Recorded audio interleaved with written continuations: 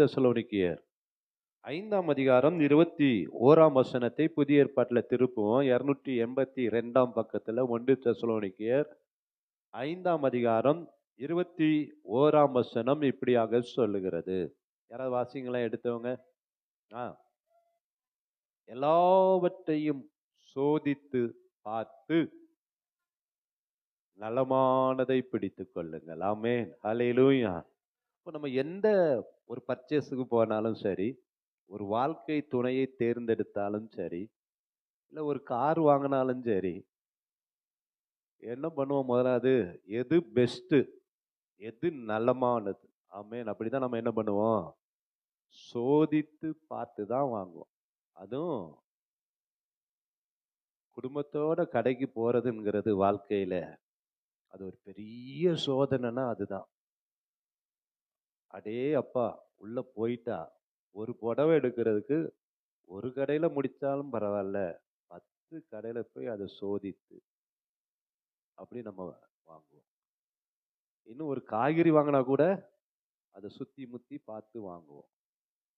ஒரு வீடு வாங்கினா ஏகப்பட்ட வீட்டை பார்த்து இந்த வீடு மாதிரி இருக்கக்கூடாதா, ஒரு காரை செலக்ட் பண்றதுக்குள்ள போதும் போதுன்னு ஆயிடும்.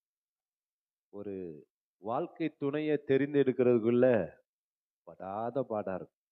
அப்படிதான் எனக்கு வீட்டில் பொண்ணு பார்க்குறாங்க பார்க்குறாங்க பார்க்குறாங்க, அவங்க பார்த்து கூப்பிடுவாங்க, நான் போகிறது, ரிஜெக்ட் பண்ணுறது, அவங்க பின்னாடியே வர்றது. அடே அப்பா, நான் பார்த்துருக்கிற பொண்ணுகளுக்கு உண்மையில கணக்கு வழக்கு இருக்கான்னு எனக்கு தெரியல. அவ்வளோ பொண்ணை ரிஜெக்ட் பண்ண. நீங்களாம் பார்த்தது போதும், நானே பார்த்துக்கிறேன்னு சொல்லிட்டு அதான். அப்படி பாருங்க, ஏற்ற துணை கர்த்தர் தருவார் இல்லையா? நலமானதை கர்த்தர் தருவார். அதே போலதான் எல்லாவற்றையும் நம்ம என்ன பண்ணணும்? சோதித்து பார்த்து வேதம் சொல்லுகிறது. நலமானதை என்ன பண்ணுங்க? பிடிச்சு கொள்ளுங்க. நல்ல நண்பர்களை பிடித்து கொள்ளுகிறோம். சொந்தக்காரங்களே அவங்க யாரு பெஸ்ட்னு நம்ம செலக்ட் பண்றோம். ஒரு நகை கடைக்கு போனா அது 24 கேரட்டா? சமீபத்தில் என் ஒய்ஃபோட தம்பி பையன் கல்யாணம் வந்துச்சு. ஒரு பெஸ்ட்டாக ஒன்று வாங்கலாம் அப்படின்னு போனால், பழசை கொடுத்து தான் புதுசு வாங்க முடியும் அப்படின்னு பழசை கொண்டு போனால் அவன் சோதித்து உரசி உரசி பார்த்துட்டு 1-2 காரியத்தை ரிஜெக்ட் பண்ணிட்டான். இதெல்லாம் அன்ஃபிட். 18 கேரட்டுக்கு கீழே இருக்கு. இது நலமாக இருக்கிறத கொடுக்க, 24 கேரட்டில் எது இருக்கோ அதை கொடுன்றான். இதையும் சேர்த்து எடுத்தால் தான் தர முடியும்ப்பா அப்படின்னா எடுக்க மாட்டேறான். அப்படி உலகமே ஒரு பெஸ்ட்டை தான் தெரிந்தெடுக்கு இல்லையா? நலமானதை பெஸ்ட்டாக 24 கேரட்டாக இருக்கணும் இல்லையா? அப்படி ஒரு நம்ம கட்டுற புடவை தான் பெஸ்ட்டாக இருக்கணும். அவங்க அது அது நம்ம வாழ்க்கையில் அது அப்படி ஒவ்வொன்றையும் நம்ம நலமானதை சோதித்து சோதித்து சோதித்து நம்ம அதை செலக்ட் பண்ணுறோம். ஆனால் எனக்கு வேதம் ஒரு காரியத்தை சொல்லுகிறது. எல்லாவற்றையும் சோதித்து பார்த்து நலமானது. நீங்கள் உலகத்தில் நிறைய காரியம் நம்ம நலமானதுன்னு சொல்லி ஏமாந்து கூட போயிருக்கலாம், தோற்று கூட போயிருக்கலாம். எது நம்ம பெஸ்ட்டுன்னு நினச்சி செலக்ட் பண்ணுறோமோ நிறைய நேரத்தில் அது சப்பையாக போயிடும். ஒன்றுக்கு இல்லை, லாய்க்கட்டாக போயிடும், வேஸ்ட்டாக போயிடும். ஆனால் வேதம் தருகிற ஆலோசனை கரெக்டாக இருக்கும் இல்லையா? எல்லாவற்றையும் சோதித்து பார்த்து வேதம் என்ன சொல்லுது? நலமானதை பிடித்து கொள்ளுங்கள் அப்படின்னு சொல்லுது. இப்போ இன்றைக்கு நலமானது என்ன? நம்முடைய வாழ்க்கையில நமக்கு எது நம்ம நலமானதாய் வாழ்க்கை தரத்தை உயர்த்தும், நமக்கு எது பிரயோஜனமா இருக்கும் அப்படின்னு பார்த்தா, சங்கீதக்காரனாகிய தாவீது சொல்லுகிறார். சங்கீதம் 119:72 அவர் சொல்றார். ஏன்னா தாவீது நாளுக்கு நாள் விருத்தி அடைந்தார். சேனைகளின் தேவனாகிய கர்த்தர் தாவீதோடு இருந்தார். தாவீதின் வீட்டை கர்த்தர் ஆசீர்வதித்தார். தாவீது நிமித்தம் அவனுடைய சந்ததியை ஆசீர்வதித்தார். அவர் தன்னுடைய வாழ்க்கையில எது நலம்னு சொல்றாரு? சங்கீதம் 119:72 அநேகம் ஆயிரம், லட்சக்கணக்காக, ஆயிரம் கணக்காக வீட்டுல பொண்ணு வெள்ளி எல்லாம் குவிந்திருந்தாலும் நீர் எனக்கு கொடுத்த விளம்பின வேதமே நலம். ஹல்லேலூயா, ஹல்லேலூயா. சொல்றாரு, என் வீட்டில் ஒரு பக்கம் அப்படியே நிறைய வேலைக்காரங்க இருக்கலாம், சொத்து இருக்கலாம், சுகம் இருக்கலாம், பெரிய அரண்மனை இருக்கலாம். எது இருந்தாலும் அநேகம் ஆயிரம் கிலோ கணக்கில் இன்னைக்கு தங்கம் போடுறாங்க இல்லையா? பொண்ணுக்கு மாப்பிள்ளை கேட்குற மாதிரி எவ்வளோ போடுறாங்க? கிலோ கணக்கில் கூட போடுறாங்க. லாக்கர்ல வச்சு அதை பாதுகாக்கிறோம். ஆனா தாவீது சொல்லுகிறாரு, எனக்கு இது எல்லாவற்றை காட்டிலும் எனக்கு எது நலம்? நீர் விளம்பின வேதமே எனக்கு நலம். ஆமென். இது இருந்தா போதும். இதுதான் நன்மையானது. இதுதான் என்னை போதித்து வழி நடத்துகிறது. இதுதான் என்னை உயர்த்துகிறது. தேவரீர் என் விளக்கை ஏற்றுகிறீர். என் இருளையெல்லாம் வெளிச்சமாய் மாற்றுகிறது இந்த வேதம்தான் சொல்றார். ஏன்னா சங்கீதம் 19:7 சொல்லுகிறது, கர்த்தருடைய வேதம் குறைவற்றதும் ஆத்துமாவை உயிர்ப்பிக்கிறதுமாய் இருக்கு. இந்த வேதத்துல எல்லாம் இருக்குங்க. இந்த வேதத்துல நம்முடைய சந்தோஷத்தை கொடுக்கிறது, உயர்வுக்கு, ஆலோசனைக்கு, எல்லாம் இதுல இருக்கு. ஆக உலக பிரகாரமான ஆசீர்வாதத்தையும் இதன் மூலமாக பெற்றுக்கொள்ளலாம். தனிப்பட்ட வாழ்க்கையில ஆசீர்வாதங்களையும் பெற்றுக்கொள்ளலாம். இன்னும் அநேக காரியங்கள் இந்த வேதத்துல இருக்கு. ஆகவேதான் சொல்றாரு, கர்த்தருடைய வேதத்துல ஒரு குறையும் இல்லை, இல்லையா? எல்லா ரகசியமும் அதுல இருக்கு. அது என்னுடைய ஆத்துமாவை எல்லாம் உயிர்ப்பிக்கிறதுமாய் இருக்கிறது அப்படின்னு சொல்றார். இது எல்லாவற்றை காட்டிலும் அவர் இன்னொரு காரியத்தை சொல்லுகிறாரு. சங்கீதம் 119:130, உம்முடைய வசனத்தின் பிரசித்தம் வெளிச்சம் தந்து பேதைகளை உணர்வுள்ளவனாக்கும். ஆமென். நீங்க ஒருவேளை ஞானத்துல குறைவா இருக்கீங்களா? பேதை அப்படின்னு நீங்க சொல்றீங்களா? இந்த வேதம் உங்களை என்ன பண்ணுமா? உணர்வுள்ளவனாய் மாற்றி, அறிவுள்ளவனாய் மாற்றிடும். அநேக விஞ்ஞானிகள் இந்த வேதத்தை வச்சுதான் அநேக காரியங்களை கண்டுபிடிச்சிருக்கிறாங்க. ஆமென். ஒரு மனுஷனை ஞானியாய், உணர்வுள்ளவனாய், அவனை அறிவுள்ளவனாய் இந்த வேதம் என்ன பண்ணுது? மாற்றுகிறதா இருக்கிறது. ஆமென். ஆகவேதான் சாலமன் சொல்லுகிறாரு நீதிமொழிகள் 6:23, கட்டளையே விளக்கு. தேவன் கொடுக்கிற ஒவ்வொரு கட்டளையும் தான் எனக்கு எதா இருக்கு? விளக்கா இருக்கிறது. இந்த வேதம் எனக்கு வெளிச்சமா இருக்கிறது. ஆமென். ஹல்லேலூயா. சங்கீதம் 19:10 இன்னும் சூப்பரா சங்கீதக்காரன் சொல்லுகிறான், அவைகள் பொன்னிலும் மிகுந்த பசும்பொன்னிலும் விரும்பப்படத்தக்கதும் தேனிலும் தேன் கூட்டிலிருந்து ஒழுகுகிற தெளி தேனிலும் மதுரமாயிருக்கிறது. ஆமென். ஹல்லேலூயா. தேனுன்னு நிறைய விக்கிறாங்க. அது ரியலான்னு நிறைய தெரியாது. ஆனா அந்த தேன் கூட்டுல இருந்து அப்படி ஒழுகுது பாத்தீங்களா? சுத்த தங்கம் இல்லையா? சொக்க தங்கம் மாதிரி தெளி தேன். அந்த ஒரு சொட்டு தேனை அப்படி பருகுனா நம்முடைய கண்கள்லாம் பிரகாசம் ஆயிடும். ஒரு பெரிய தெம்பு வந்துடும். அதே போலதான் அவர் சொல்லுகிறாரு, அவைகள் தேனிலும் தேன் கூட்டிலிருந்து ஒழுகும் தெளி தேனிலும் எனக்கு எதா இருக்கிறது? மதுரமாய் இருக்கிறது. ஆமென். ஹல்லேலூயா. அப்போ இன்றைக்கு நமக்கு எது நலம்னா இந்த வேத புத்தகம் தான், இல்லையா? நிறைய பேரு, நான் கூட அப்படித்தான்.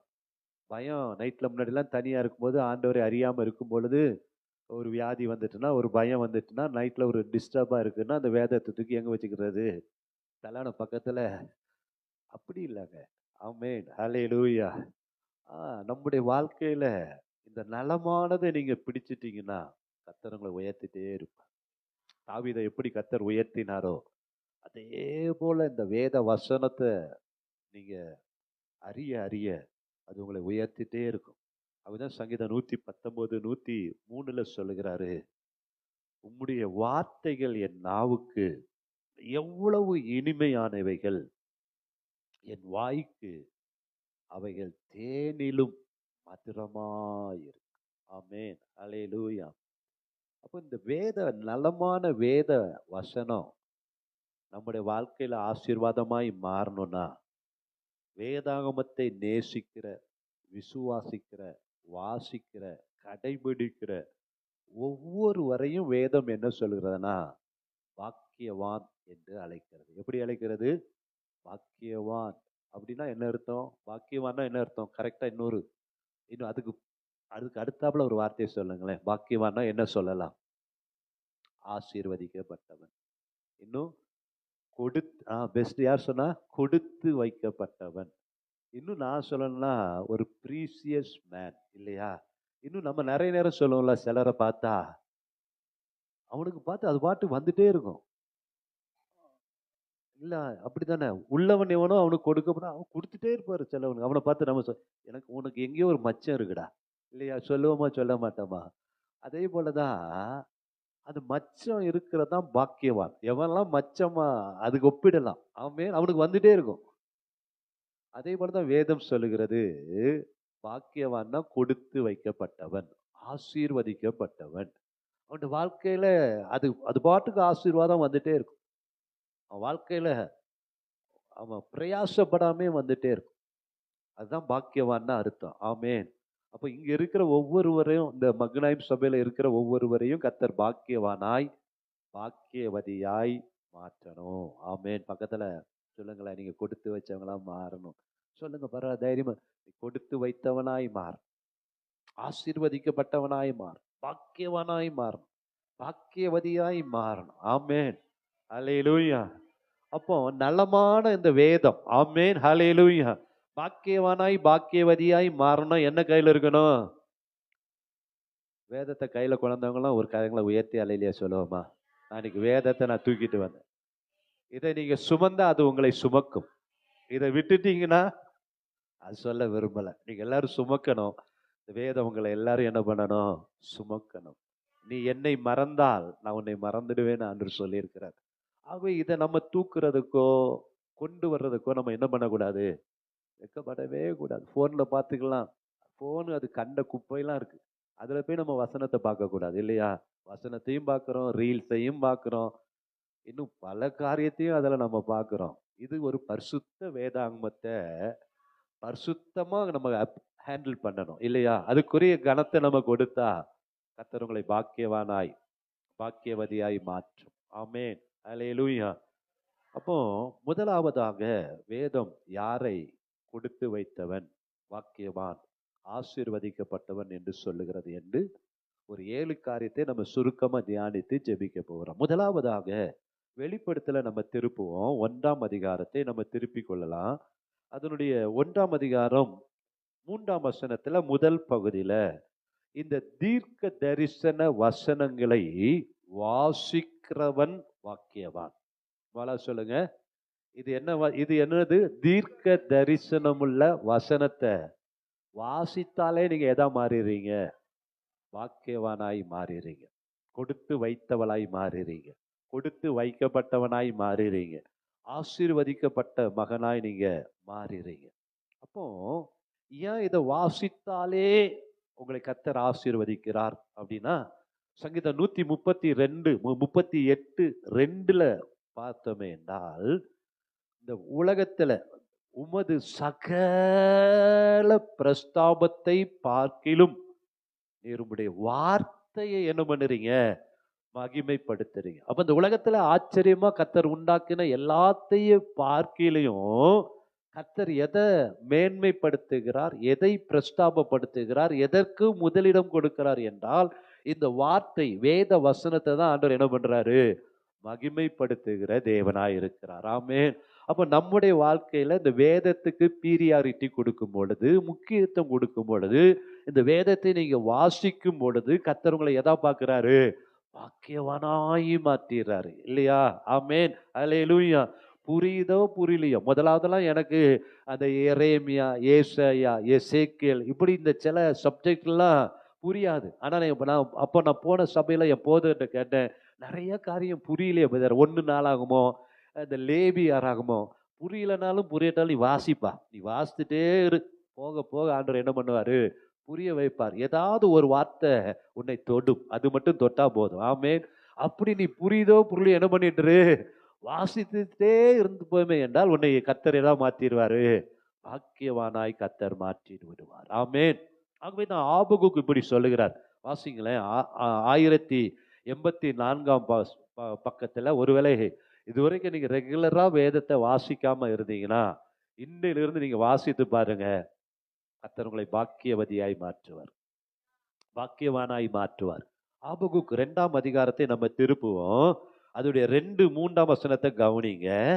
1084ஆம் பக்கத்துல இன்றைக்கு ஒரு ஒரு பைபிள் ஸ்டடி. மற்ற நாளை காட்டிலும் இன்னைக்கு நீங்க யாரா மாறிடணும்? விசேஷித்தவர்களாய், கொடுத்து வைத்தவர்களாய், மச்சம் உள்ளவர்களாய் மாறிடணும். ஆமீன் சொல்லலாமா? ஆகவே 2ஆம் வசனம் சொல்லுது, அப்பொழுது கர்த்தர் எனக்கு பிரதியுத்தரமாக, நீ தரிசனத்தை எழுதி அதை கடந்தோடுகிறவன் வாசிக்கும்படி பலகைகளிலே தீர்க்கமாக வரை. ஆமென்.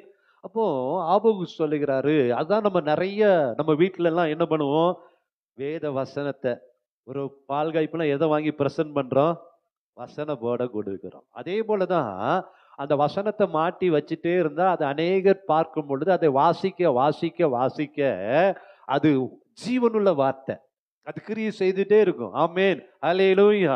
நம்ம ரோட்ல சோர்ந்து போயிட்டே இருப்போம், டிரைவிங் பண்ணிட்டு போவோம், நம்மளை கிராஸ் பண்ணி ஒரு கார் போகும், அந்த கார்ல ஒரு வார்த்தை எழுதப்பட்டிருக்கும், கர்த்தர் என் மேய்ப்பராய் இருக்கிறார், இல்லைன்னா என் மீட்பர் உயிரோடு இருக்கிறார், ஹல்லேலூயா, என் சமூகம் உனக்கு முன்பதாக செல்லும். அப்படி அந்த ஒரு வார்த்தை நம்ம வாசித்த உடனே நம்முடைய வாழ்க்கையில என்ன வந்துடும், ஒரு பெரிய சந்தோஷம் வந்துடும். ஆகவேதான் ஆபு சொல்லுகிறார், வேத வசனத்தை பலகையில எழுதி அங்கங்க தொங்க வைப்பா, அதை வாசிக்கும் பொழுது அவனுடைய வாழ்க்கையில கர்த்தர் அற்புதத்தை செய்கிறார். அந்த வசனம் அவனை உற்சாகப்படுத்தும், அந்த வார்த்தையை வாசிக்க வாசிக்க அது ஜீவனை தரும், பலத்தை கொண்டு வரும், அவனுடைய வாழ்க்கையில பெரிய மாற்றத்தை கொண்டு வரும். ஹல்லேலூயா. ஆகவே நீங்க வேதத்தை வாசித்தாலே, ஒருவேளை ஒரு அதிகாரம் வாசித்தா அதுல ஒருவேளை 20 வசனம் இருந்தா அதுல ஒரு வசனம் வாசிக்கும் போது உங்களை பலப்படுத்தும், உங்களை பாக்கியவானாய் மாற்றும். எத்தனை பேர் அதை அனுபவிச்சிருக்கிறீங்க? ஹல்லேலூயா.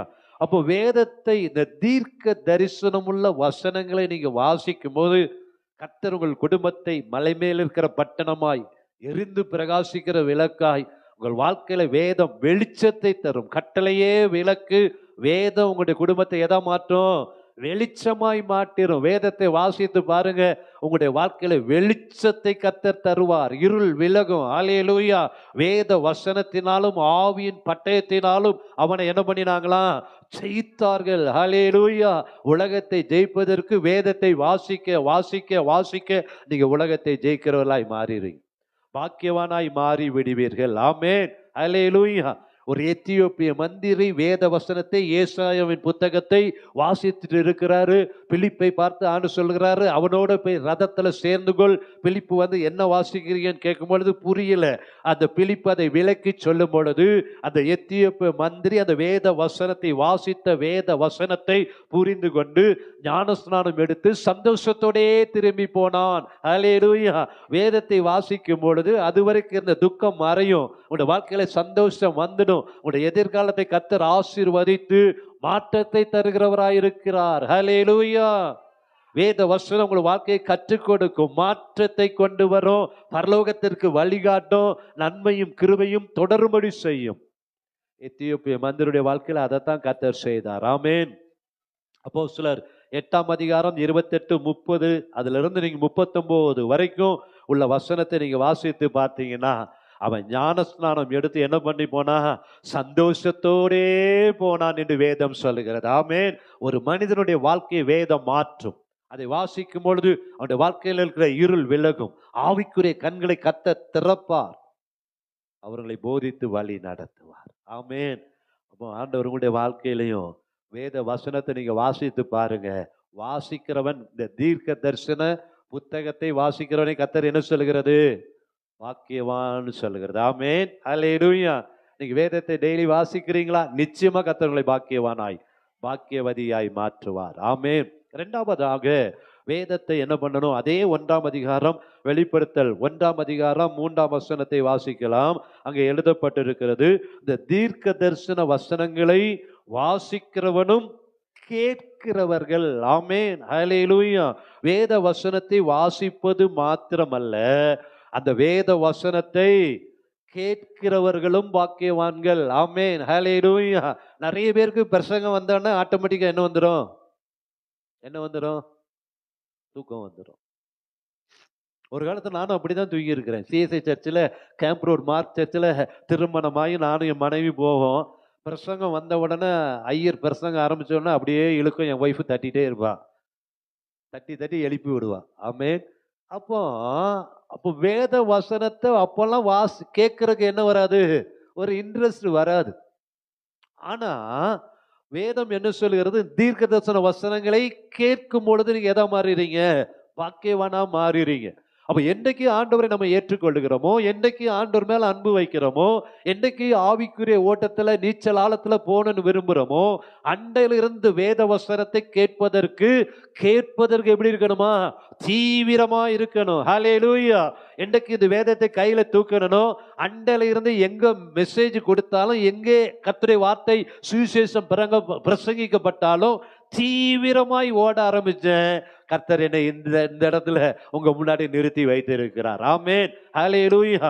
ஆகவே வேத வசனத்தை வாசிப்பது மாத்திரமல்ல, யாக்கோபு 1:19 சொல்லுகிறது, என் பிரியமான சகோதரரே, இந்த வேத வசனத்தை யாவரும் கேட்பதற்கு எப்படி இருக்கணுமா?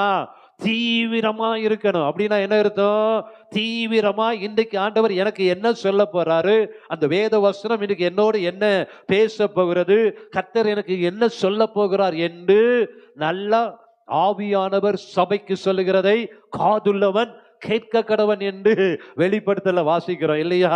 ஒவ்வொரு சபைக்கும் ஆண்டவர் எழுதும்போது அதைத்தான் சொல்லுகிறார். வெளிப்படுத்தின விசேஷம் 2:7 ஆவியானவர் சபைக்கு சொல்லுகிறதை.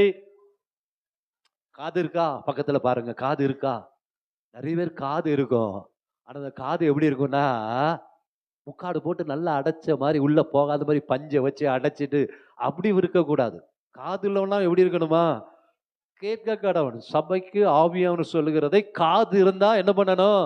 கேட்கணும். சொல்லுங்க, காது இருந்தா கேட்கணும். எதை கேட்கணும்? வசனத்தை கேட்கணும், பிரசங்கத்தை கேட்கணும். கர்த்தர் என்னோடு பேசுகிறார் என்கிற எதிர்பார்ப்போடு கேட்கணும். ஆமென். கர்த்தர் இன்றைக்கு என்னோடு இடைப்படுகிறார், வார்த்தையை இந்த காதுகள் கேட்டு அப்படி நான் அதை செவி கொடுக்க போறேன் என்று வசனத்தை தீவிரமாய் கேட்கணும்.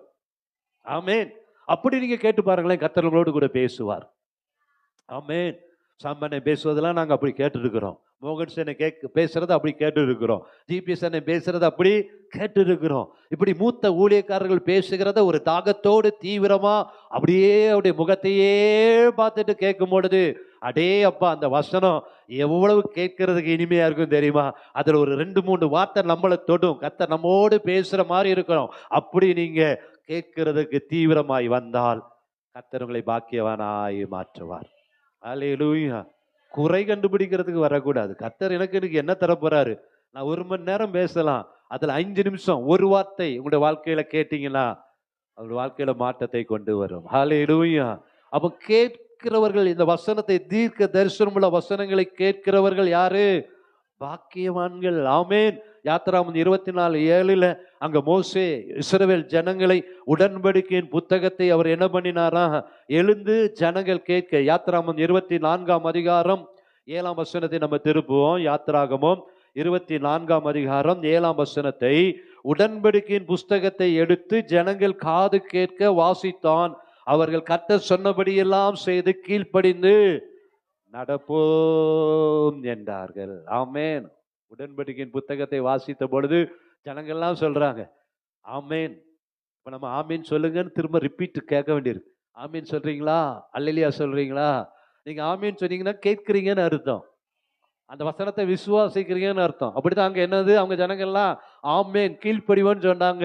உடனே ரத்தத்தை எரித்து தெளித்து, இது உங்களுக்காக கர்த்தர் கொடுத்த உடன்படிக்கை ரத்தம்னு அடுத்த வசனம் சொல்லுகிறது. ஆமேன். வசனத்தை நீங்க ஆமேன் நீங்க கேட்டீங்கன்னா கேட்கிறீங்கன்னு அர்த்தம். உங்களுக்கு அது வேலை செய்யுதுன்னு அர்த்தம். உங்களை அது பாக்கியவானாய் மாற்றி விடும். ஆமேன். ஹல்லேலூயா. அப்ப எப்படி என்ன முதலாவது என்ன பண்ணணும்? வாசிக்கணும். 2வது என்ன பண்ணணும்? தீர்க்கதரிசன வசனத்தை என்ன பண்ணணும்? கேட்கணும். ஹல்லேலூயா. அப்போஸ்தலர் 15:31 அங்க அப்போஸ்தலர் எழுதி கொடுத்த நிருபத்தை வாசித்த பொழுது அதை அவர்கள் வாசித்து அதனால் உண்டாகிய ஆறுதலுக்காக சந்தோஷப்பட்டார்கள். ஆமேன். வசனத்தை கேட்க என்ன உண்டாகும்? ஆறுதல் உண்டாகும், சந்தோஷம் உண்டாகும். நீங்க பாக்கியவானாய் மாறிடுவீங்க. நெகேமியாவில் நெகேமியா 613ஆம் பக்கத்தை திரும்புவோம் வேகமா. 613ஆம் பக்கத்துல நெகேமியாவின் புத்தகத்துல 8ஆம் அதிகாரம் 4ஆம் வசனத்துல பாருங்க. வேத பாரகனாகிய எஸ்ரா அதற்கென்று மரத்தால் செய்யப்பட்ட ஒரு பிரசங்க பீடத்தின் மேல் நின்றான். ஆமேன். எஸ்ரா வேத புத்தகத்தை எடுத்து ஒரு பிரசங்க பீடத்துல நின்று, அடுத்த வசனம் சொல்லுகிறது, என்ன சொல்லுகிறது? நெகேமியா 8ஆம் அதிகாரத்துல 5ஆம் வசனத்துல, எஸ்ரா சகல ஜனங்களுக்கும் உயர நின்று சகல ஜனங்களும் காண புத்தகத்தை திறந்தான். அவன் அதை திறந்த போது ஜனங்கள் எல்லாரும் என்ன பண்ணாங்களாம்? வேதத்துக்கு எவ்வளவு மரியாதை கொடுத்தாங்க பாத்தீங்களா? இந்த கெர்சன் எடின்புரம் எனக்கு ரொம்ப பிடிக்கும். முதல் வசனத்தை அந்த அந்த இன்ட்ரோடக்ஷன் வசனத்தை வாசிக்கும் பொழுது சபையார் எல்லாரும் எழுந்து நிக்கணும். ஆமென், அல்லேலூயா. அப்படி எழும்பி நிக்க வச்சு அதை வாசிக்க வைப்பார். ஆமா, வேதத்துக்கு என்ன அடையாளம்? இதை கனப்படுத்துறோம்னு அடையாளம். ஆமென். அப்படிதான் எஸ்ரா வாசித்த உடனே ஜனங்கள் எல்லாரும் என்ன பண்ணாங்களாம்? எழுந்து நின்றார்கள் என்று வேத வசனம் சொல்கிறது. 8ஆம் வசனத்துல அவர்கள் தேவனுடைய நியாயப்பிரமாண புத்தகத்தை தீர்க்கமாக வாசித்து அர்த்தம் சொல்லி வாசித்ததை அவர்களுக்கு விளங்க பண்ணினார்கள். ஜனங்கள் எல்லாரும் நியாயப்பிரமாணத்தின் வார்த்தைகளை கேட்ட பொழுது அழுதபடியால். கர்த்தருடைய வார்த்தை ஒரு பக்கம் தேற்றும், ஒரு பக்கம் காயங்கட்டும், ஒரு பக்கம் கண்டித்து உணர்த்தும், ஒரு பக்கம் சீர்படுத்தும், இன்னொரு பக்கம் ஸ்திரப்படுத்தும். அவங்க ஜனங்கள்லாம் அந்த வேத வசனத்தை கேட்ட உடனே என்ன பண்ணாங்க? மனதுல குத்துண்டவர்களா என்ன பண்றாங்க? அழுதாங்க. ஆமென், ஹல்லேலூயா. அப்படி அந்த வசனத்தை கேட்க கேட்க கிரியை செய்தது இல்லையா? அப்படி ஒரு தாகத்தோடு அந்த வசனத்தை கேட்டபடினால அழுத உடனே எல்லாம் அவங்கள தேற்றி, அப்பா இன்றைக்கு அழாதீங்க, கர்த்தருக்குள் மகிழ்ச்சியா இருப்பதே உங்களுடைய பலன் என்று சொல்லி அவங்களை எல்லாம் தேற்றினார்கள் என்று வேத வசனம் சொல்லுகிறது. ஆமென், ஹல்லேலூயா. அப்ப வேத வசனத்தை நம்ம ஒரு தாகத்தோடு கேட்டா உங்களுடைய வாழ்க்கையில அது உணர்வை கொண்டு வரும், காயத்தை கட்டும், சுகப்படுத்தும். அது வெறுமையாய் திரும்பாது. வேத வசனம் தான் செய்யும்படி செய்கிற காரியத்தை வாய்க்கும் என்று சொல்லுகிறது. ஆமென், அல்லேலூயா. அப்ப வேத வசனத்தை வாசிப்பது மாத்திரமல்ல, கேட்கிறவர்களும் பாக்கியவானாய் கர்த்தர் மாற்றினார். மூன்றாவதாக சங்கீதம் 112:1 வாசிப்போம் என்றால் 112:1 அல்லேலூயா, கர்த்தருக்கு பயந்து அவருடைய கட்டளைகளில் பிரியமாயிருக்கிற மனுஷன் பாக்கியவான். ஹல்லேலூயா. வாசிப்பது கேட்பது மாத்திரமல்ல, இதுல நம்ம எப்படி இருக்கணுமா? பிரியமாயிருக்கணும். ஹல்லேலூயா. சங்கீதம் 1:2 கர்த்தருடைய வேதத்தில் பிரியமாயிருந்துன்னு ஆரம்பிச்சு அவன் செய்வதெல்லாம் வாய்க்குன்னு முடியுது. ஆமென். கர்த்தருடைய வேதத்துல நீங்க பிரியமா இருப்பீர்கள் என்றால், கர்த்தருடைய வசனத்துல நீங்க பிரியமா இருப்பீர்கள் என்றால் என்ன நடக்கும்? செய்வதெல்லாம் ஆமென் சொல்லலாமா? பாக்கியவானாய் கர்த்தர் மாற்றி விடுவார். ஹல்லேலூயா. அப்படி கர்த்தருடைய வேதத்துல பிரியமா இருக்கும் பொழுது சங்கீதம் 119 140 சொல்லுகிறது, அது ஏன் எனக்கு பிரியமா இருக்கு என்று சங்கீதக்காரன் சொல்லுகிறார். அது என்னை புடமிடுகிறபடியால் நான் என்ன பண்ணுகிறேன்? பிரியமா இருக்கிறேன். புடமிடுகிறதுனா என்னது? நான் சரியான ட்ராக்ல போறேனா, சரியான பாதையில நடக்கிறேனா, என் வாழ்க்கையை அது என்ன பண்ணுகிறது? உருவாக்குகிறது, கற்றுக் கொடுக்கிறது, சொல்லி கொடுக்கிறது. அந்த வேதம் என்னை என்ன பண்ணுகிறது? புடமிடுகிறபடினால் சரியான பாதையில செல்லுகிறேனா என்று என்னை ஆராய்ச்சி பண்ண வைக்கிறபடினால அந்த வேதத்துல நான் எப்படி இருக்கிறேன்? பிரியமா இருக்கிறேன். ஆமென். இன்னைக்கெல்லாம் புடமிடுகிற வசனத்துல பேசினா நிறைய சபையில அப்படி இல்லை. என்ன வசனம் பேசணும்? கிருபை, கர்த்தர்களை உயர்த்திட்டே இருப்பாரு, அப்படியே பேசிட்டே போற ஊழியர்கள் தான் கர்த்தர் என்ன பண்றாங்க? அவங்க சபைக்கு தான் நீ கூட்டம் நிரம்பி வழியுது. ஆமே, என்ன வேணாலும் பண்ணிக்கலாம். ஆகவே வேத வசனத்துல நம்ம பிரியமா இருக்கும் பொழுது, வேத வசனத்துல நம்ம உஷாரா இருக்கணும். தெருவுல உஷாரா இல்லைன்னா ரொம்ப நம்மள நிறைய ஜிபிஎஸ் உண்மையிலே சொல்லுவாரு, ஏன்பா எல்லாரும் நீ பலிபீடத்துல ஏத்தாத, யாருன்னு பார்த்து ஏத்து அப்படின்னு சொல்லி. சில ட்ராக் அப்படியே மாறிடுது, சில ட்ராக் மாறிடுது. நல்ல ஊழியக்காரர் தான், நல்ல ஊழியக்கார்ட்ட இருந்தவங்க தான் ஏன் மாறுறாங்கன்னா ஒரு கூட்டத்தை சேர்க்கணும். ஆமென். அவருடைய நோக்கம் என்ன? ஒரு கூட்டம் வந்துடணும். நீ என்ன செஞ்சாலும் கிருபை இருக்கு, கிருபையின் காலத்துல இருக்கிறோம்னு சொல்ற கூட்டத்திலேயே நம்ம இருக்கக்கூடாது. அல்லேலூயா. வேத வசனம் புடமிடணும். வேத வசனம் உன்னை வாழ்க்கையில கற்றுக் கொடுக்கணும். ஆமென். அப்படிப்பட்ட செய்தி தான் சபைக்கு தேவை. ஆமென். ஆமென். ஹல்லேலூயா. ஆமென். அக்கினிஸ்தமம் மேகஸ்தமத்துல இருக்கும்போது மாத்திரமே அபிஷேகம் பின்தொடரும். அக்கினிஸ்தமம் மேகஸ்தமத்தை விட்டு வெளியே வந்துட்டா அபிஷேகம் போயிடும். அப்போ எது நல்லது என்று சொன்னால் வேதம் நம்ம என்ன பண்ணுகிறது? புடமிடுக. 2வது சங்கீதம் 119:19 சொல்லுகிறார், துன்மார்க்கர் அழிக்கப்படுகிற சாட்சிகள் அதுல இருக்குப்பா, அதனால நான் வேதத்தை பிரியப்படுகிறேன். ஆமென். துன்மார்க்கருக்கு விரோதமாய் கர்த்தர் எதிர்த்து நிற்கிறார், துன்மார்க்கன் சங்கரிக்கப்படுகிறான், அதனால நான் வேதத்துல பிரியமா இருக்கிறேன்னு சொல்றார். 127 சங்கீதம் 119 127 பொன்னிலும் பசுமொன்னிலும் மிகவும் விரும்பப்படத்தக்கதாய் வேதம் இருக்கு. அதனால நான் வேதத்தை என்ன பண்றேன்? பிரியமா இருக்கிறேன். இன்னும் சங்கீதம் 119:35 சொல்லுகிறார், நலமான பாதை எதுன்னு வேதம் எனக்கு வழிகாட்டுகிறதுனால வேதத்துல நான் என்ன பண்ணுகிறேன்? பிரியமா இருக்கிறேன்னு சொல்லுகிறார். 113 சங்கீதம் 119 113 வீண் சிந்தனைகளுக்கு என்னை வேதம் விலக்கி காக்கிறபடினால வேதத்துல நான் பிரியமா இருக்கிறேன். 119 147 வேதம் தான் எனக்கு மனமகிழ்ச்சியா இருக்கிறது, அதனால நான் பிரியமா இருக்கிறேன்னு சொல்றார். ஆமேன். இவ்வளவு காரியம் வேதத்தை பிரியப்படுத்துவதற்கு, பிரியமா இருப்பதற்கு இத்தனை காரியத்தை வேதம் செய்கிறது. வேதம் புடமிடுகிறது, துன்மார்க்கர் அழிக்கப்படுகிறதை காண்பிக்கிறது, நல்ல பாதையை வேதம் காட்டுகிறது, வீண் சிந்தனைகளை வெறுக்கும்படி வைக்கிறது. வேதம் நமக்கு மன மகிழ்ச்சியாய் இருக்கிறது, அதனால பிரியம். ஆமேன். சங்கீதம் 119:48 சொல்லுகிறாரு, அந்த வேதத்துல நான் பிரியமா இருந்து அந்த வேதத்துக்கு நேராக என் கைகளை கையெடுப்பேன்னு சொல்றார். ஆமேன். அல்லேலூயா. வேதத்துல பிரியமா இருந்தா நீங்க யாரா மாறிடுவீங்க? பாக்கியவானாய் மாற்றி. ஆமேன். அல்லேலூயா. வேதத்தின் மேல நீங்க பிரியமா இருக்கிறீங்களா? நீங்க பிரியமா இன்றைக்கு நீங்க மாறும் பொழுது கர்த்தர் உங்கள் குடும்பத்தை பாக்கியவானாய் பாக்கியவதியாய் மாற்றுவார். கர்த்தரை தேடுகிறவர்களுக்கோ ஒரு நன்மையும் குறைபடவே படாது. நான்காவதாக யார் பாக்கியவான்? சங்கீதம் 1:2 சொல்லுகிறது, கர்த்தருடைய வேதத்தில் தியானமாய் இருக்கிற மனுஷன் பாக்கியவான். அல்லேலூயா. வேதத்தை பிரியம் வைப்பது மாத்திரமல்ல, அந்த வசனத்தை தியானிக்க தியானிக்க தியானிக்க. அந்த வசனத்தை தியானிப்பதுனா என்ன? ஒரு மாடு புல்ல மேய்ஞ்சிட்டு படுத்து என்ன பண்ணும்? அப்படியே சபக்கு சபக்கு சபக்குன்னு அப்படியே வாய் ஆட்டிக்கிட்டே அசை போட்டுட்டே இருக்கும். உள்ள இருக்க அதை எடுத்து திரும்ப என்ன பண்ணும்? அதை ரிப்பீட் பண்ணி மெண்டு சாப்பிடும் இல்லையா? என்ன தெரியாத மாதிரி அப்படி பாக்குறீங்க அம்மா? அல்லேலூயா. ஆமென். அல்லேலூயா. அப்படிதான் வேத வசனத்தை என்ன பண்ணணுமா?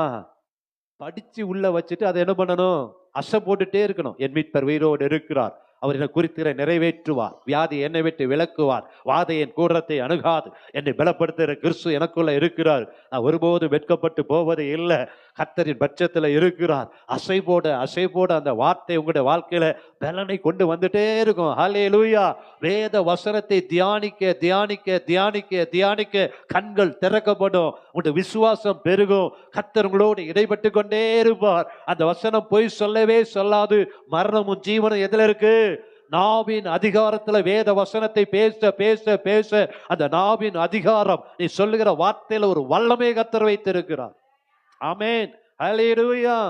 சங்கீதம் 1:2-3 சொல்லுகிறது, வேத வசனத்தை அவன் தியானிக்கிற மனுஷனா இருந்தால் அவன் நீர்க்கால்களின் ஓரமாய் நடப்பட்டு தன் காலத்தில் தன் கனியை கொடுத்து இலையுதிராது இருக்கிற மரத்தை போல இருப்பான். அவன் செய்வதெல்லாம் வாய்க்கும். யாருக்கு வாய்க்கும்? வேத வசனத்தை தியானிக்கிற ஒவ்வொருடைய வாழ்க்கையிலும் பாக்கியவானாய் கர்த்தர் செய்வதெல்லாம் வாய்க்க செய்ய வல்லமையுள்ள தேவனாய் இருக்கிறார். 2வது சங்கீதம் 39:3 சொல்லுகிறது, நான் வேத வசனத்தை தியானிக்கையில் எனக்குள்ள அனல் கொண்டேன். ஹல்லேலூயா. வேத வசனத்தை தியானிக்க தியானிக்க என்ன வருது? உள்ளத்துல ஒரு அனல் வருகிறது, ஒரு வைராக்கியம் வருகிறது. எலியாவின் சப்ஜெக்டை 1 ராஜாக்கள் 17:18 வாசிக்கும் பொழுது, எலியா கர்த்தருக்காக செய்த காரியங்களை தியானிக்க தியானிக்க, எலியா எப்படி கர்த்தருக்காக பெரிய காரியங்களை செய்தாரோ அதே போல என்னை பயன்படுத்துங்க ஆண்டவரே, என்னையும் ஒரு எலியாவாய் மாற்றுங்க என்கிற ஒரு அனல் வைராக்கியம் வருகிறது. அப்போஸ்தலர் நடவடிக்கைகளை வாசிக்கும் பொழுது, ஆதி அப்போஸ்தலர் செய்த ஒவ்வொரு கிரியைகளை பார்க்கும் பொழுது, பேதுரு நடந்து போகும் பொழுது நிழல் பட்டு சுகம் உண்டானது போல, அப்போஸ்தலர் பவுலின் கச்சைகள் உருமால்களை போட்ட பொழுது அற்புதம் நடந்தது போல அதை வாசிக்கும் பொழுது ஒரு பெரிய அனல் உண்டாகிறது. பேதுரு சிறைச்சாலையில படுத்து தூங்கி கொண்டிருக்கும் பொழுது, சபையார் ஜெபிக்கும் பொழுது சிறைச்சாலையின் கதவுகள் திறக்கப்பட்டது. நான் ஜெபிக்கும் பொழுதும் இந்த மேடபாகத்துல கதவுகள் திறக்கப்படணும், அற்புதங்கள் நடக்கணும். அப்படிப்பட்ட ஒரு அனலை கர்த்தர் உள்ளத்துல வைக்கிறார். வேத வசனத்தை தியானிக்கும் பொழுது உங்களுக்குள்ள கர்த்தர் ஒரு அக்கினியை பச்சை வைக்க வல்லமை உள்ளவராய் இருக்கிறார். அல்லேலூயா. அல்லேலூயா. அனல் உண்டாகிறது. அன்றைக்கு ஆதியாகமம் 24ஆம் அதிகாரம் 63ஆம் வசனத்துல அங்க ஈசாக்கை குறித்து வேதம் என்ன சொல்லுகிறது? 24ஆம் அதிகாரம் 63ஆம் வசனத்தை நம்ம வாசிக்கலாம்.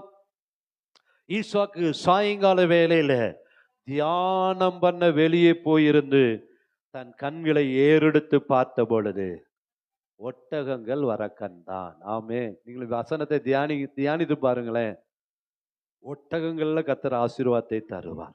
வாலிப பிள்ளைகள் இருந்தீங்கன்னா, ஈசாக்குக்கு ஒரு ரெபெக்கால ஒட்டகத்துல வந்தது போல, இன்னும் உங்களுக்கு ஏற்ற துணைலாம் அமையலைன்னா, நீங்க வேதத்தை தியானம் பண்ணுங்க. தானா உங்கள ரெபெக்கா தேடி ஒட்டகத்துல அனுப்புனது போல கர்த்தர் கொண்டு வந்து சேர்ப்பார். ஆமென். அல்லேலூயா. வேத வசனங்களை தியானித்தாங்க என்ன வரும்? ஒட்டகங்கள் வர ஈசாக்கு என்ன பண்ணாரு? கண்டார். ஆமென். யோசுவாக்கு 1:8 சொல்லி கொடுத்தது அதுதான். நீ பலங்கொண்டு திடமனதா இருப்பா. இந்த வசனத்தை மட்டும் நீ தியானிக்கிறத விட்டுறாத அப்படின்னு சொன்ன பொழுது, அவன் அதை செய்த பொழுது, உயிரோடு இருக்கிற நாளெல்லாம் ஒருவனும் யோசுவாவை எதிர்த்து நிற்கவே முடியல. காரணம் என்ன? இந்த கற்பனையை, அந்த அந்த கட்டளையை, ஆண்டவர் கொடுத்த அந்த வேத வசனத்தை கை கொண்டு அதை தியானிக்க தியானிக்க யோசுவா சூரியனே நிறுத்தி விட்டார், சந்திரனையே நிறுத்திட்டார். ஆமென். வேத வசனத்தை தியானிக்கிறோட வாழ்க்கையில கர்த்தர் அவனை பாக்கியவானாய், விசேஷித்தவனாய் கர்த்தர் மாற்ற அவர் வல்லமையுள்ள தேவனாய் இருக்கிறார். ஆமென். அல்லேலூயா. அப்படி வேதத்துல கர்த்தர் மத்தேயு, மார்க்கு, லூக்கா, யோவானெல்லாம் வாசித்தா கர்த்தர் செய்த அற்புதங்களை எல்லாம் நம்ம பார்க்கிறோம். அதை சொல்லிட்டு அதோட அவர் நிக்கல. அற்புதம் செய்துட்டு, என்னை விசுவாசிக்கிறவன் இதையும் செய்வான், இதை காட்டிலையும் பெரிய காரியங்களையும் செய்வான்னு வர சொல்லிவிட்டார். ஆமென். ஹல்லேலூயா. அப்படி அதெல்லாம் நம்ம வேதத்துல நிறைய காரியத்தை வாசிக்க வாசிக்க வாசிக்க நமக்குள்ள ஒரு அனல் உண்டாகும். கர்த்தர் உங்களையும் வல்லமையாய் பயன்படுத்துவார். ஐந்தாவதாக ஐந்தாவதாக வேதத்தை என்ன பண்ண? வெளிப்படுத்தல் 22:7. வெளிப்படுத்தின விசேஷம் 22ஆம் அதிகாரம் 7ஆம் வசனத்துல எழுதப்பட்டிருக்கிறது. வெளிப்படுத்தல் 22:7. இதோ சீக்கிரமாய் வருகிறேன், கை கொள்ளுகிறவன் பாக்கியவான். ஆமென். வேதத்தை வாசித்து, வேதத்தை கேட்டு, வேதத்தின் மேல பிரியமாயிருந்து தியானிப்பது மாத்திரமல்ல, அந்த வேத வசனத்தை என்ன பண்ணணும்? கை கொள்ளுகிறவன் பாக்கியவான். ஹல்லேலூயா. அப்ப கேட்பதோட இந்த காதல கேட்டு இந்த காதல விட்டுறக்கூடாது. வேத வசனத்தை என்ன பண்ணணும்? கை கை கொள்றதுனா என்னது? கடைபிடிக்கணும். ஆமென். ஹல்லேலூயா. அப்ப வேதத்துல பல இடங்களில் தேவனுடைய கட்டளை இருக்கு, கற்பனை இருக்கு, பிரமாணம் இருக்கு. அதெல்லாம் நம்ம என்ன பண்ணணும்? கை கொள்ளணும். ஏன் கை கொள்ளணும்? உபாகமத்தை எடுங்க. உபாகமம் 6ஆம் அதிகாரம், உபாகமத்தின் புத்தகம் 6ஆம் அதிகாரம் 17ஆம் வசனத்தை வாசிங்க. 17 பாருங்க, கவனிங்க. 6:17ஆம் வசனத்துல ஆ ஆ ஆ ஆ கருத்தாய் கை கொள்ளுவீர்களாக. 18ஆம் வசனம் சொல்லுது பாருங்க, எதுக்காக? நீ நன்றாய் இருக்கிறதற்கும், கர்த்தர் உன் பிதாக்களுக்கு ஆணையிட்டு கொடுத்த நல்ல தேசத்தில் நீ பிரவேசித்து அதை சுதந்தரிப்பதற்கும், கர்த்தர் தாம் சொன்னபடி உன் சத்துருக்களை எல்லாம் உன் முகத்திற்கு முன்பாக துரத்தி விடுவதற்கும் நீ கர்த்தருடைய பார்வைக்கு செம்மையும் நன்மையுமாய் இருக்கிறதை செய்வாயாக. ஏன் கை கொள்ளணும்? ஆமென். கை கொள்ளும் பொழுது கர்த்தர் உங்களை நன்றா அழகா பார்த்து கொள்ளுவார். உங்கள் பிதாக்கு ஆணையிட்டு கொடுத்த இந்த வாக்குத்தத்தத்தை எல்லாம் நிறைவேற்றுவார். சத்துருக்களை எல்லாம் துரத்தி விடுவார். ஆமென். ஆகவே வேதத்தை நம்ம என்ன பண்ணணும்? கேட்பது மாத்திரமல்ல, அதை கை கொள்ளுகிறவர்களாய் காணப்பட வேண்டும். ஆமென். ஏன் கை கொள்ளணும்? நிறைய வசனம் இருக்கு, இப்ப நேரம் இல்லை. யாத்திராமம் 12:24, லேவியராமம் 8:4, 30, 19:37, 20:8, 22:31, உபாகமம் 4ஆம் அதிகாரம் 2:5, 5ஆம் அதிகாரம் 1ஆம் வசனம். இதிலெல்லாம் வேதத்தை கை கொள்ளணும் என்கிற வார்த்தை இருக்கிறது. வேதத்தை கை கொள்ளும் பொழுது என்ன நடக்கும்? யாத்திராமம் 19:5 வாசிக்கலாம். வேதத்தை நான் கை கொண்டா எனக்கு என்ன ஆசீர்வாதம்? யாத்திராமம் 19:5ஆம் வசனத்தை வாசிக்கலாம் ஒருத்தர் வேகமா. யாத்திராகமம் 19:5. இப்பொழுது நீங்கள் என் வாக்கை உள்ளபடி கேட்டு என் உடன்படிக்கை கை கொள்வீர்களானால் சகல ஜனங்களிலும் நீங்களே எனக்கு சொந்த சம்பத்தா இருப்பீர்கள். பூமி எல்லாம், வசனத்தை நீங்க கை கொண்டீங்கன்னா நீங்க தான் அவருக்கு சொந்த ஜனம். பூமி எல்லாம் அவருடையது. உங்களுக்கு பட்டா போட்டு ரிஜிஸ்டர் பண்ணி கொடுத்துருவார். ஆமீன் சொல்லலாமா? ஹல்லேலூயா. முடிக்கும் போது எப்படி முடியுதுன்னு பார்த்தீங்களா? நீங்க சொந்த சம்பத்தா இருப்பீர்கள், பூமி எல்லாம் என்னுடையதுப்பா. உன் பேர்ல நான் பட்டா போட்டு தரணும்னா, கால் மிதிக்கிற தேசம் உனக்கு சொந்தமாகணும்னா, இந்த வேதத்தை என்ன பண்ணு? கை கொள்ளணும். ஆமேன். கடைபிடிக்கணும், அப்பியாசப்படுத்தணும். ஆமேன். இன்னும் நிறைய ஆசீர்வாதம் அதுல இருக்கு. வேதத்தை கடைபிடித்தா, நான் ஒரே ஒரு காரியம் தான் சொல்லியிருக்கிறேன், அவருடைய ஜனமாய் நீங்க மாறுறீங்க. பூமி எல்லாம் அவருடையது உங்களுக்கு தந்துடுவாரு. நீங்க எழுதுறவங்க யாத்திராமம் 15:26 வியாதி இல்லை, லேவியராமம் 28:18 சுகமாய் வாழ்வோம், யாத்திராமம் 34:11 சத்துருவை மேற்கொள்வோம், லேவியராமம் 20:22 தேசத்தை சுதந்தரிப்போம், லேவியராமம் 24:3-4 தேசத்துல மழை பெய்யும், உபாகமம் 4:40 நீடித்து வாழ்வோம், யாத்திராமம் 20:6 1000 தலைமுறைக்கு இரக்கத்தை தருகிறார். யாருக்கு? வேதத்தை கை கொள்ளுகிறவர்களுக்கு 1000 தலைமுறை கத்தர் இரக்கம் பாராட்டுறார். சுகமாய் வாழ்வோம், நல்ல மழையை கத்தர் தருவார், ஆசீர்வாதத்தை தருவார். ஆமேன். அல்லேலூயா. அப்போ ஆறாவதாக வேதத்தை என்ன பண்ணணும்? லூக்கா 11:28 வாசிங்க. லூக்கா 11:28 ஆறாவதாக.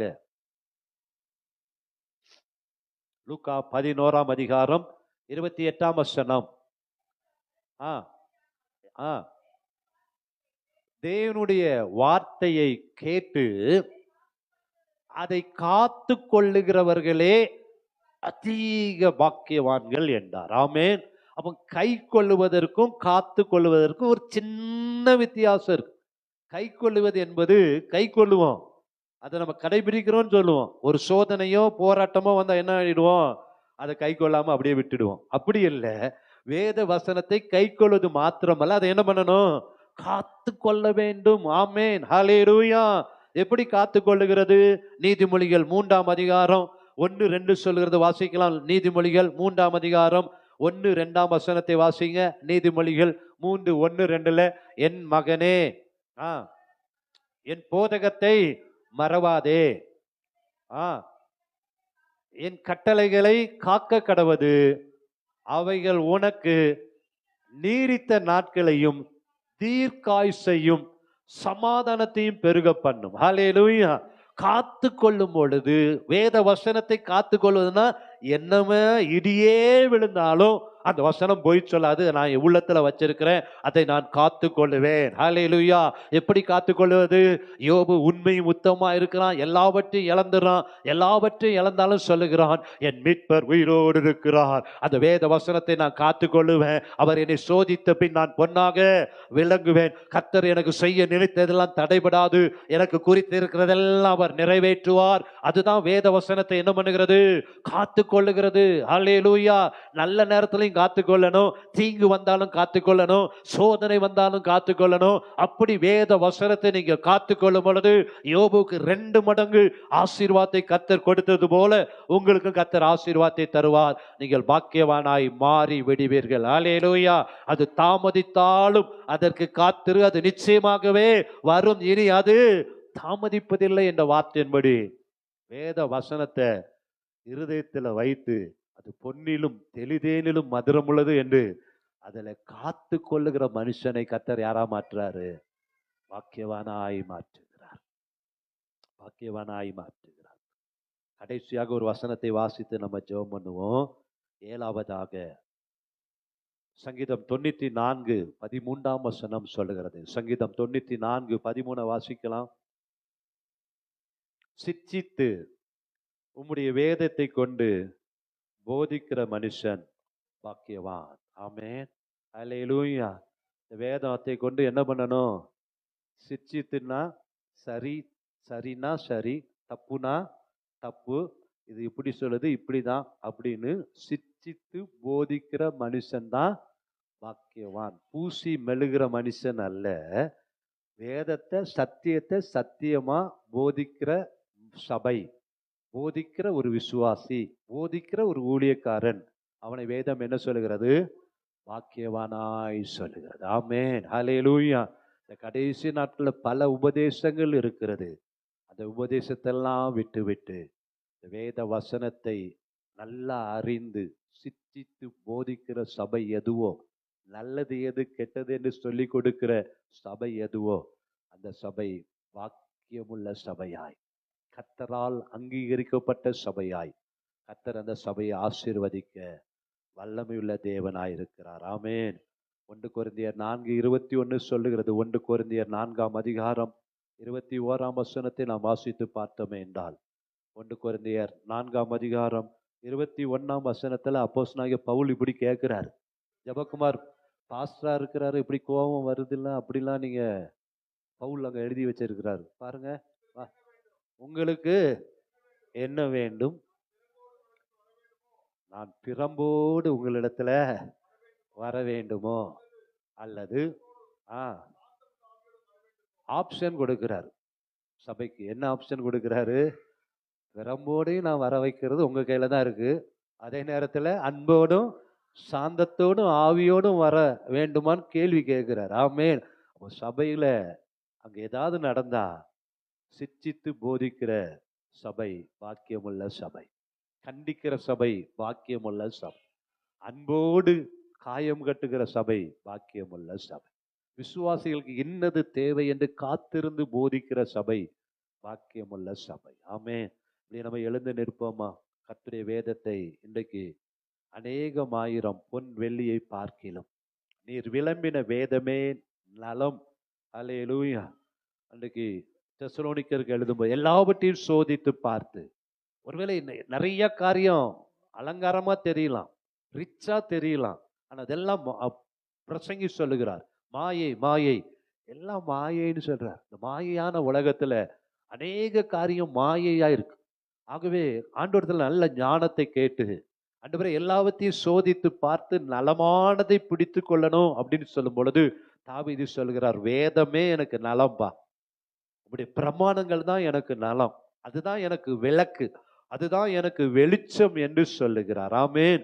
அப்படி நீங்க வேதத்தை நலமானதாய் நீங்க வாசிக்கும் பொழுது, கேட்கும் பொழுது, அதை நீங்க பிரியமாய் இருக்கும் பொழுது, வேத வசனத்தை தியானிக்கும் பொழுது, அதை கை கொள்ளும் பொழுது, அந்த வசனத்தை எல்லா சூழ்நிலையிலும் காத்து கொள்ளும் பொழுது, வேத வசனம் உங்களை சிட்சிக்கும் பொழுது, அதற்கெல்லாம் நீங்க செவி கொடுத்தால் அது உங்களை பாக்கியவானாய் மாற்றும். கரங்களை உயர்த்தி இன்றைக்கு ஒரு அர்ப்பணிப்போடு ஆண்டவரத்துல சொல்லுவோமா? அப்பா, உம்முடைய வேத வசனத்தை நான் நலமானதாய் பிடித்துக் கொள்கிறேன் ஆண்டவரே, வேதம் தான் எனக்கு நலம். எத்தனை பேர் சொல்றீங்க? சொல்றவங்க கரங்களை உயர்த்தி சொல்லலாமா? ஓ தாவீது சங்கீதக்காரன் சொன்னது போல, அநேகமாயிரம் பொன் வெள்ளியை பார்க்கிலும் நீர் எனக்கு எழுதி கொடுத்த வேதம் தான் எனக்கு என்னதா இருக்கிறது? நலமா இருக்கிறது. இதுதான் வேதம் தான் உலகத்துல குறைவில்லாதது, அதுதான் என்னை உயிர்ப்பிக்கிறது.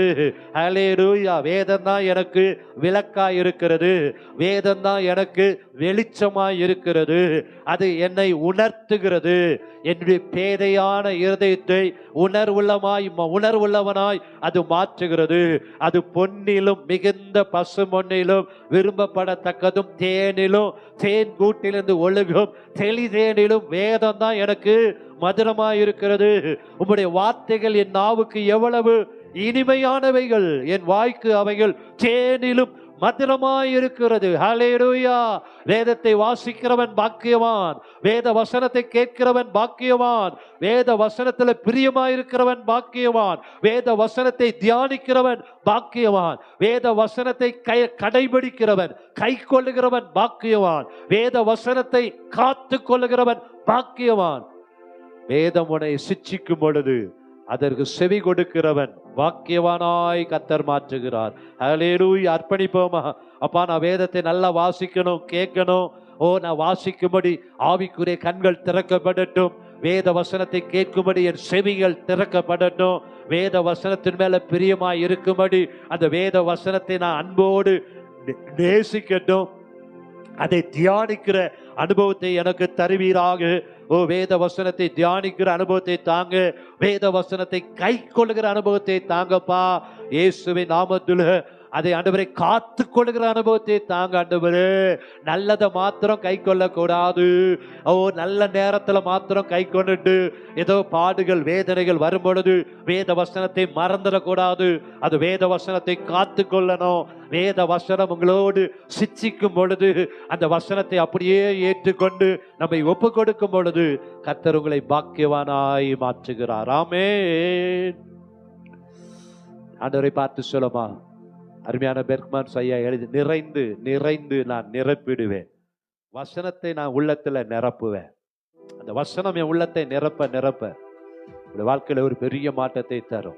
ஒரு தாகத்தோடு இந்த பாடலை பாடுவோமா? வேத வசனத்தை வாசித்து கேட்டு தியானித்து அதை பிரியமாய் இருந்து என் உள்ளத்துல நான் நிரப்புவே நீங்க சொல்லி அறிக்கையா இந்த பாடலை பாடுங்களேன். கர்த்தர் உங்களை பாக்கியவானாய் பாக்கியவதியாய் கொடுத்து வைத்தவளாய் அநேகர் மத்தியில் உன் தலையை உயர்த்துகிறவராய் மாற்றி விடுவார். நிறைந்து நிறைந்து நிரப்பிடுவே பெற்ற ஊழியம் நிறைவேற்றுவேன். சொல்லுங்க, நிறைந்து வேத வசனத்தினால பெற்ற ஊழியம் நிறைவேற்றுவேன்.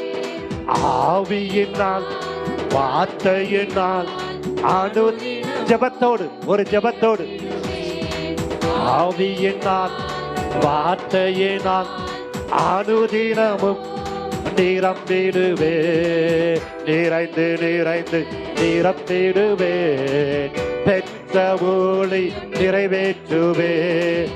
எங்கும் வசனம் பரவியது 7 பேர் ஆவியால். எங்கும் வசனம் பரவியது 7 பேர் ஆவியால் நிரம்பியதால் சீடர்கள் தொகையும் பெருகியது. சீடர்கள் தொகையும் பெருகியது. கீழ்ப்படிந்தார்கள் மதகுருக்கள். கீழ்ப்படிந்தார்கள் மதகுருக்கள். ஆவியினால் அர்ப்பணிப்போடு அப்பாவுடைய வார்த்தையினால் ஆவியினால் வார்த்தையினால் அனுதினமும் நிரம்பிடுவே நிறைந்து நிறைந்து நிரம்பிடுவே பெற்ற ஊழியம் நிறைவேற்றுவே நிறைந்து நிறைந்து நிரம்பிடுவே பெற்ற ஊழியம். தேவன் செய்தால் அதிசயங்கள் தேவ ஆவியால்.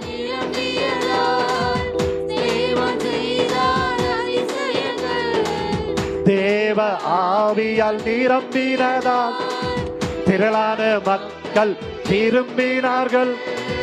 திரளான மக்கள் திரும்பினார்கள். பர்னபாவியால் நிரம்பியதால் பர்னபாவியால் நிரம்பியதால் அவியினால் வார்த்தையினால் அனுதி ஒருத்தரையோடு சொல்லுமா அர்ப்பணிப்போடு ஆவியினால் வார்த்தையினால் அனுதினமும் நிரம்பிடுவேன். ஆவியினால் வார்த்தையினால் அனுதினமும் நிரம்பிடுவேன். ஆவியினால் வார்த்தையினால் அனுதினமும் நிரம்பிடுவேன். நிறைந்து நிறைந்து நிரம்பிடுவேன் பெற்ற ஊழியம் நிறைந்து நிறைந்து நிரப்பிடுவேன் பெற்ற ஊழி நிறைவேற்றுவேன். பார்வை அடைந்தார் பவுலன்று பரிசுத்த ஆவியால் நிரம்பியதால். பார்வை அடைந்தார் பவுலன்று பரிசுத்த ஆவியால் நிரம்பியதால் போஜனம் செய்து பலனடைந்தார். போஜனம் செய்து பலனடைந்தார். தாமதமின்றி பிரசங்கம் செய்தார். தாமதமின்றி பிரசங்கம் செய்தார். ஆவியினால் வார்த்தையினால் அனுதினமும் நிரம்பிடுவே. ஆவியினால் வார்த்தையினால் சொல்லுங்க சொல்லுங்க ஆவியினால் ஆவியினால் வார்த்தையினால் அனுதினமும் நிரம்பிடுவே.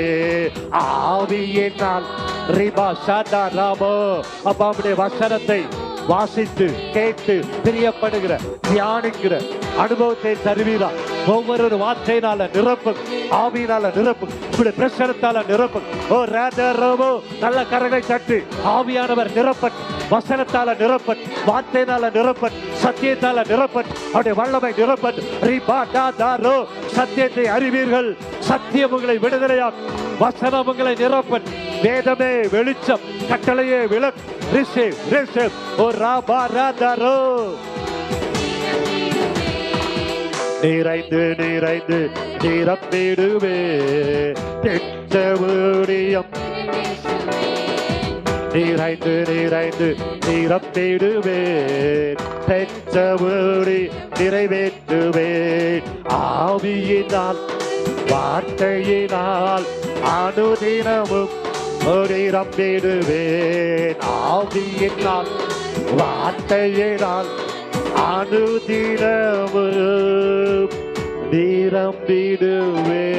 நல்ல கரங்களை தட்டி ஆண்டவரை பார்த்து சொல்லுங்க, அப்பா ஆவியினால உம்முடைய வார்த்தையினால அனுதினமும் என் உள்ளத்தை நான் நிரப்புவேன்.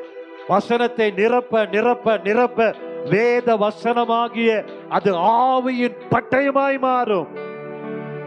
ஆவியின் பட்டயமாய் கர்த்தர் உங்களை மாற்றுவார் இயேசுவின் நாமத்தினாலே. அப்ப அந்த நல்ல காலை ஆராதனைக்காக ஸ்தோத்திரம் அப்பா. அப்ப நீர் என்ன சொல்ல சித்தம் வைத்திருக்கிறீங்களோ அந்த வார்த்தையை ஆண்டவரே இன்றைக்கு நாங்க கேட்டு இருக்கிறோம் ஆண்டவரே. கேட்பது மாத்திரமல்ல, கை கொள்ளணும், காத்து கொள்ளணும். இயேசுவின் நாமத்துல அதை கை கொள்ளுகிற, காத்து கொள்ளுகிற, தியானிக்கிற அனுபவத்தை ஒவ்வொருவருக்குள்ள கர்த்தர் வைப்பீராக. உமக்கு நன்றி. நிறைவான அந்த வேத வசனம் உள்ளத்துல வரும்பொழுது குறைவானது எல்லாம் ஒளிந்து போயிடும். வேதம் உங்களுக்கு வெளிச்சமாய் மாறுவதா, அது உங்களுக்கு விளக்காய் மாறுவதா, தேனிலும் தெளிதேனிலும் மதுரமுள்ளதாய் மாறுவதா, இயேசுவின் நாமத்தில் ஆவிக்குரிய கண்கள் திறக்கப்படுவதா, சத்தியத்தை அறிய அறிய சத்தியம் உங்களை விடுதலையாக்கும். வேத வசனத்தை எவ்வளவு தூரம் நீங்க அறிறீங்களோ, தியானிக்கிறீங்களோ, கர்த்தர் உங்களை விடுதலையாக்கி கொண்டே இருப்பார். அல்லேலூயா. நலமானது வேதம் மாத்திரமே, வேத வசனம் மாத்திரமே. அந்த வசனத்தை உறுதியாய் பிடித்துக் கொள்ளுங்க. அது பொய் சொல்லாது, அது பொய் சொல்லாது. வாக்கு தத்தங்கள் எல்லாம் கிறிஸ்து இயேசுக்குள்ள ஆம் என்றும் ஆமேன் என்றும் இருக்கிறது. மாலை ஆராதனைக்காக ஜெபம் பண்ணுவோம். மாலை ஆராதனை கர்த்தர் இன்னும் பெரிய காரியங்களை செய்வீராக. மாலை ஆராதனை ஒரு கூட்ட ஆத்துமகளை கொண்டு வாங்கப்பா. இன்றைக்கு வந்திருக்கிற ஒவ்வொருடைய தேவைகளை கர்த்தர் சந்திப்பீராக. என்ன எதிர்பார்ப்போடு வந்தாலும் அவருடைய எல்லா எதிர்பார்ப்புகளையும் கர்த்தர் ஆமென்றும் ஆமென் என்று நிறைவேற்றுங்க. நல்ல வேலையின் வாசல்கள் திறக்கப்படட்டும், குழந்தை பாக்கியம் உண்டாகட்டும், ஏற்ற துணை உண்டாகட்டும், கடன் பிரச்சனைகள் மாறட்டும், எல்லா வியாதிகள் இயேசுவின் நாமத்தில் மறைந்து போவதாக. அப்பத்தையும் தண்ணீரையும் ஆசீர்வதிங்க. சகல வியாதிகளுக்கும் விலக்கி பாதுகாத்துக் கொள்ளுங்க. நன்மையும் கிருபையும் தொடர்வதாக இயேசுவின் நாமத்தில் நம்முடைய ஊழியக்காரனாய் ஆசீர்வதிக்கிறேன்.